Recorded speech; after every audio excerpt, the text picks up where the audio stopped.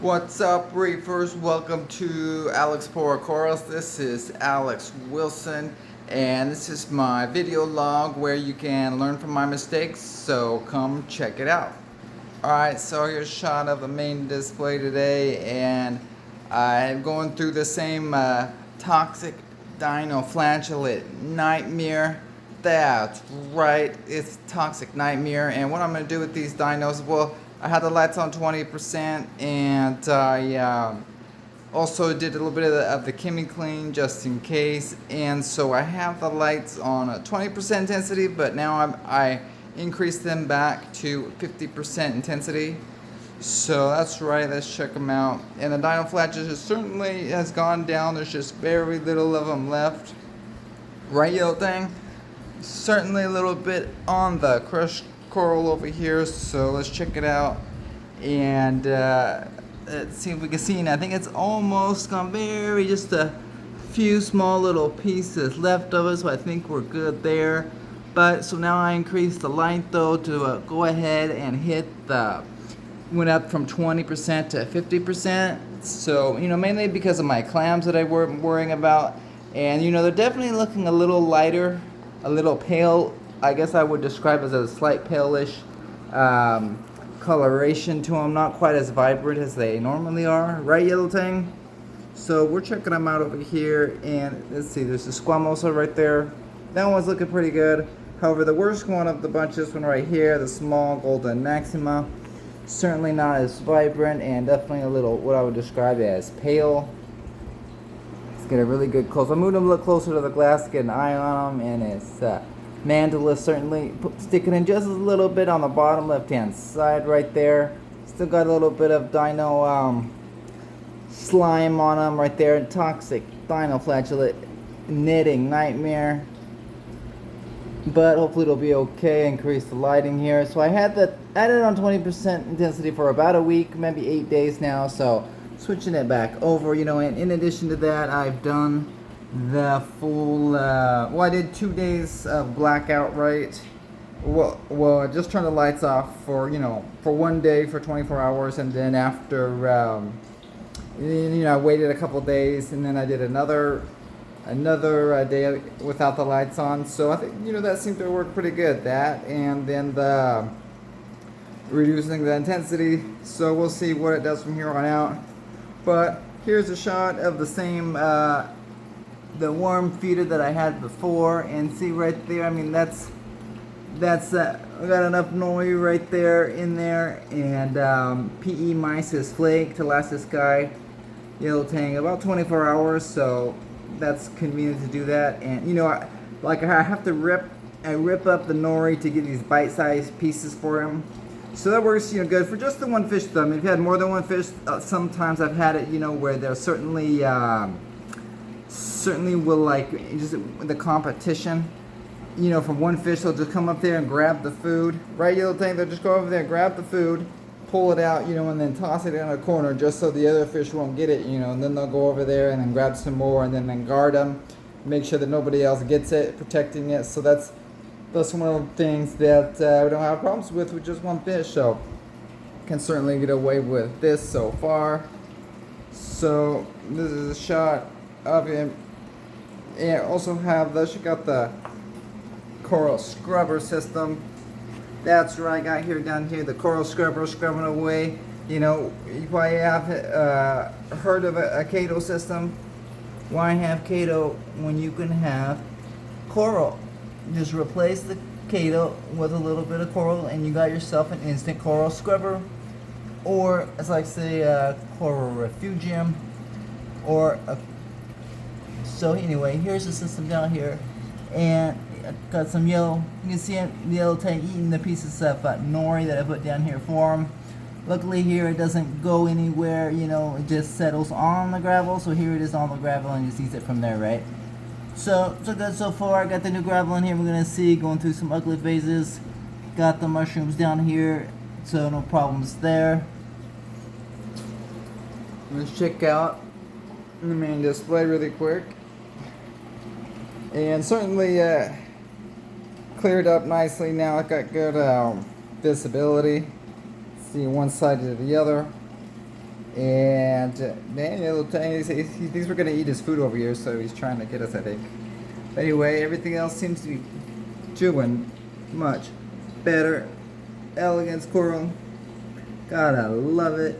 And let's check out same thing, pulsing. Seeing, yeah, it's gonna see if it's gonna die or not. Still not pulsing. Not pulsing anymore, guys. 2 colonies right there. Oh, well, it should bounce back. Maybe I could have put them in my coral quarantine somewhere. I don't know.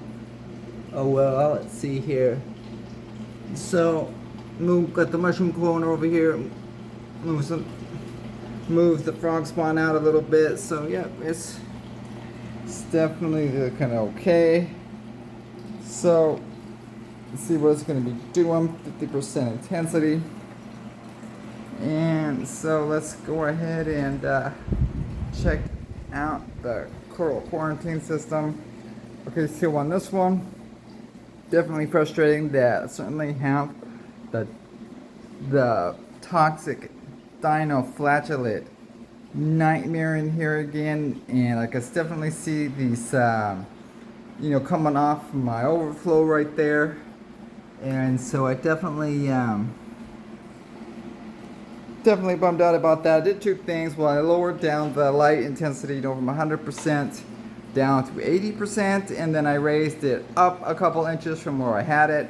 So giving it a little bit less light intensity, see how that goes. Also added a dose of the chemicline just to be on the safe side. By the way, the chemicline, it says, it's more for the red cyanobacteria on there, but on the instructions it says, oh well, the red, the green and blue, and also what they call the methane producing bubble cyanobacteria. So I don't know if it is possible if this could classify as that, because it certainly produces all kinds of bubbles. So I don't know if it's technically a cyanobacteria or a dinoflagellate. So the chemicline could or could not be effective is my point. So anyway, but it could be just residual effects though from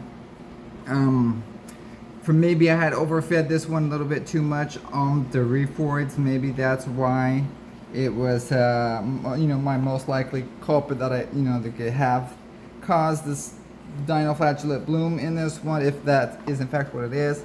So it's just frustrating that it went, it just arrived out of nowhere and just bloomed so quickly, so fast everywhere, and then it just disappeared just as fast. I thought it was the chemicline, but maybe it just burned itself out on its own, used up the nutrients that it had there.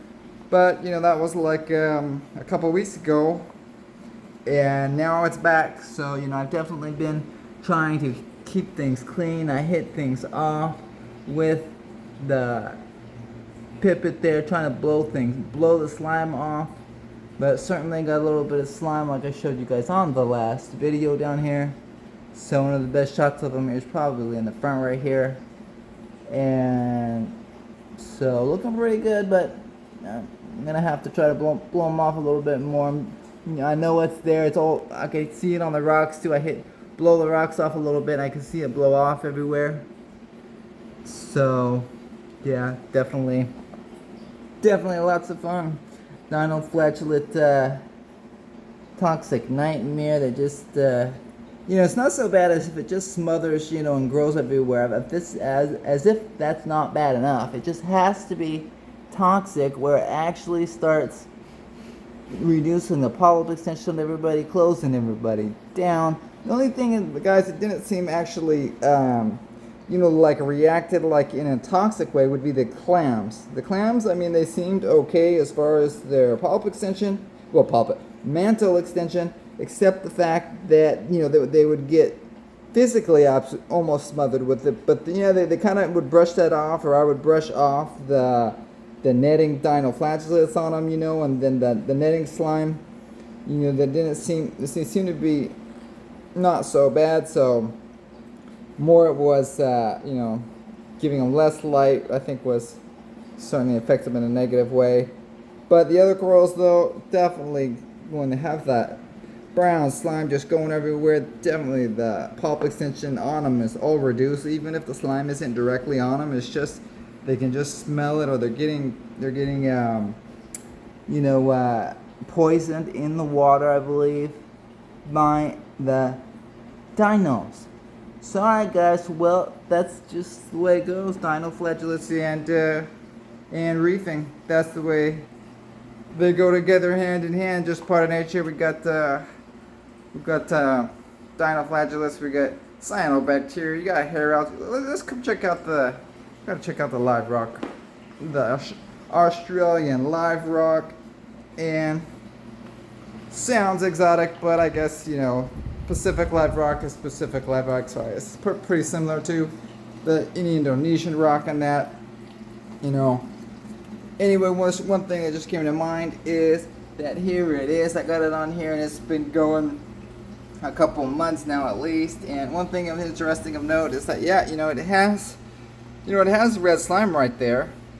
And it has some like green slime, it has some brown slimes, and it has some diatoms going on in here. I have the hair algae, and I just recently pulled out some hair algae, so just once, not too bad, and it wasn't absolutely everywhere. It was like maybe like 3 or 4 like colony sized bushes here and there that I ripped out.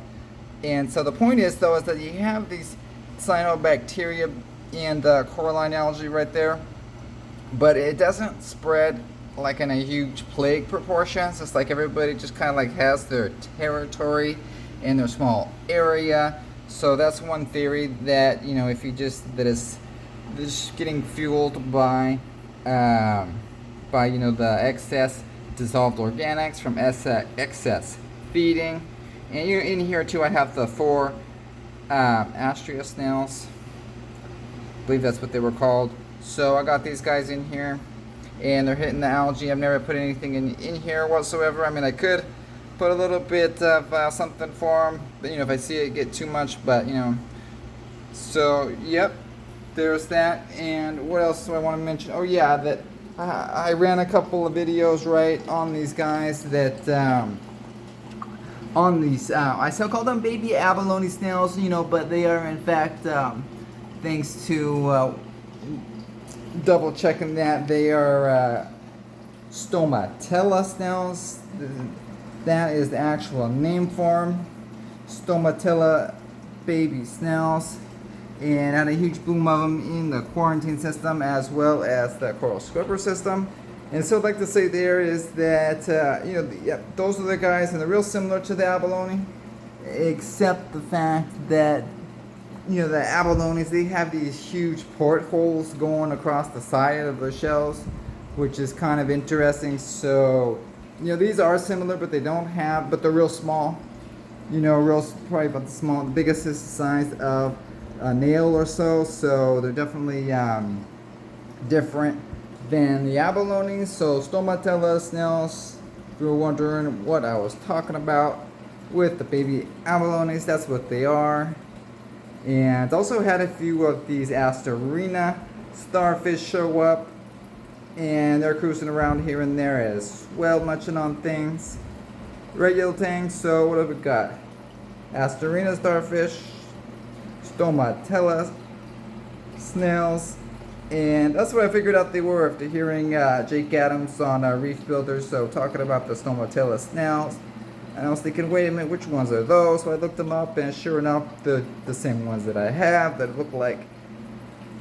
all look like abalone, except for the size of them and the fact that they don't have those big port holes going across the side of them. So yep, that's it right there. Let's see. I don't see one right now. I have 2 of these other snails in the back right there. And by the way, I'm not sure which snails those are. So check back for an update to see. I guess I can investigate to try to figure out what kind of snail is this other one over here. But let me see if I can find one of these other. I don't see any other Stomatella snails around right now. But anyway, I've got shots, lots of video of them. And it should be on the next. Let's see here. I didn't see any of them. Nah. Oh well, I guess they're all out. They're all closed for the day. But anyway, I'll get them in the next video. And they should be out.